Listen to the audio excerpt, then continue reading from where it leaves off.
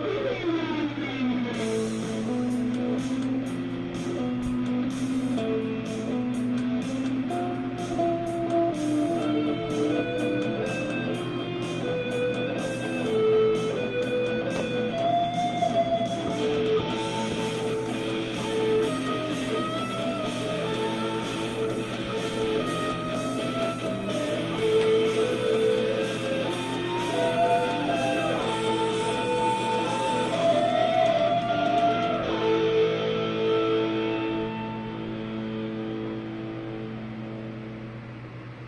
morning, ladies and gentlemen. Welcome back to the Shadow and Sun Show, and welcome back to more Cimmerian September.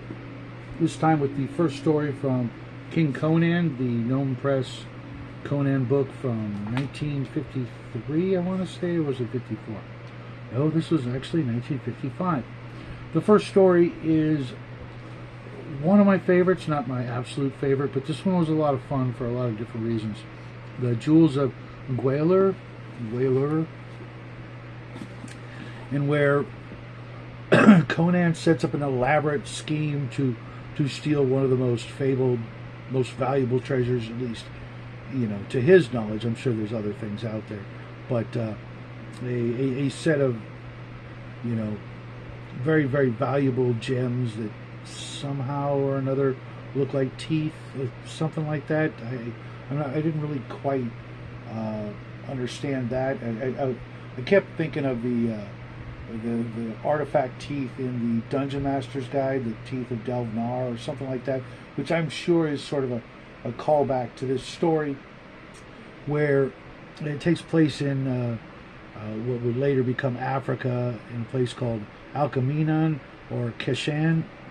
And Conan offers to train the Keshan army as part of his scheme to get in good with the people and find the fabled jewels after having escaped some other mishap from in between the Red Nail story and this one.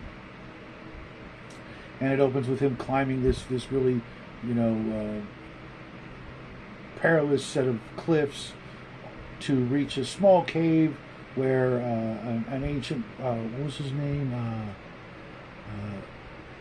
Bit Yakin, who comes into play later on, but in his burial place in this cave, there's a scroll that Conan needs to get some information, but it's kind of doesn't seem all that necessary because we don't really learn much about what was on the scroll, or maybe I missed that as well.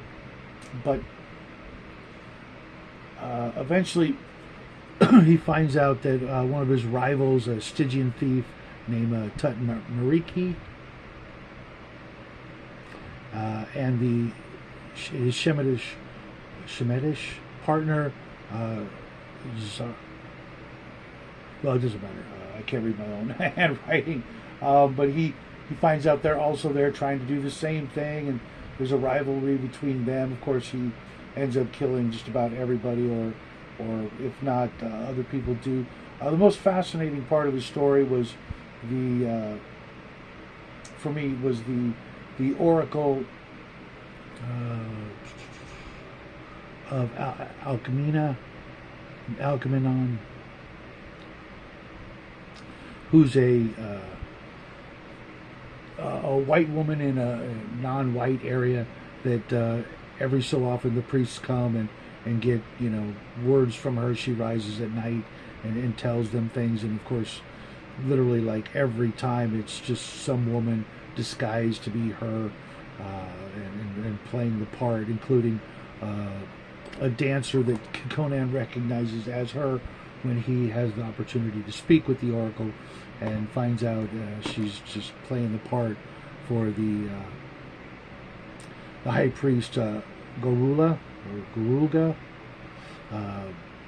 and that's kind of fun because eventually, throughout the skulking around in the temple and through secret doors aplenty and trying to track down the gems, eventually they're found in part of an altar that is worshipped by the followers of Bit Yakin's man-like ape servants that continue to follow his teachings and stuff, because Big Yakin lived like almost 1,000 years through some sort of sorcery and rituals and things like that, and he somehow managed to get them to do his bidding even after he died, which was to guard the jewels.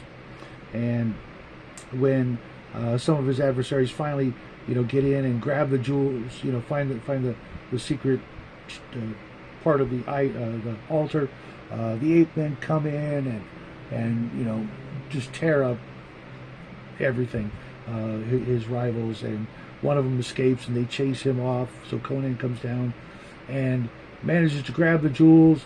The whole while he's got Muriela in tow, and he's got her stashed up above the temple in like these archways. It makes for a really dramatic and interesting couple of scenes where they're sneaking around up there trying not to get caught and trying not to fall to their death.